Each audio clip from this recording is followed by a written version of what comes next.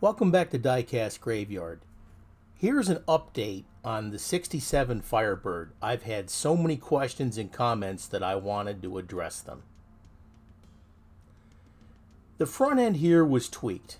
This is the way it came. I was really afraid of snapping that front end off, so I didn't want to address it.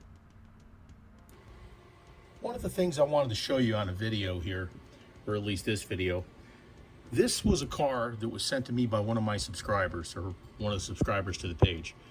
He wanted me to fix something. Well, the front end on the Firebird was twisted, okay? And I really didn't want to take the chance of twisting it back in order for it to, made up better to the body. These cars are over 50 years old, so you got to be extremely careful.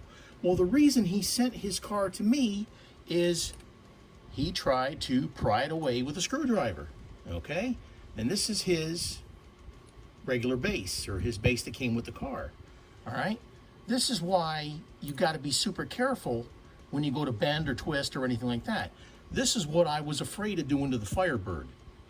So that's the reason you've got to be really careful. Now, doing these old red lines are not for everyone.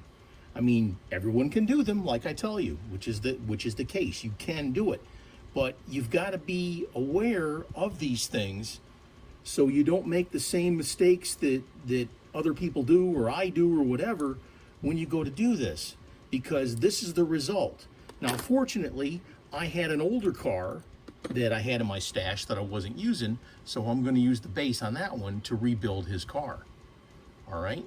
So anyways, that's why I didn't want to tweak the base of the car to possibly have it snap on me.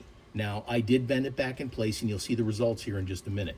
But that's the reason why it didn't made up. And it came to me like that, and I didn't want to take the chance of snapping it.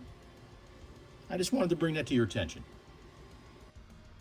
Here I've bent the front end back into place and put the car back together. Again, you've got to be extremely careful when you go to do this to these cars because they're so old and brittle. It did work out, and I was happy about that. But I wanted to let you folks know that sometimes I make these decisions for a reason when it comes to restoring or fixing a car. Sometimes you just can't bend these things back into place for fear of snapping them off or breaking them off. And all you folks out there, if you've done this before with your cars or other people's cars are like that, you know what I'm talking about. These things are just so incredibly brittle and fragile. You definitely have to be careful. Well, this does have a happy ending, and I just wanted to bring this to your attention to answer your questions. Thanks so much for following Diecast Graveyard. If you like my videos, please give them a big thumbs up. I really do appreciate it, and we're getting super close to 4,000 subscribers. So if you don't subscribe, please do. It doesn't cost you anything. Please subscribe. Y'all have a great day.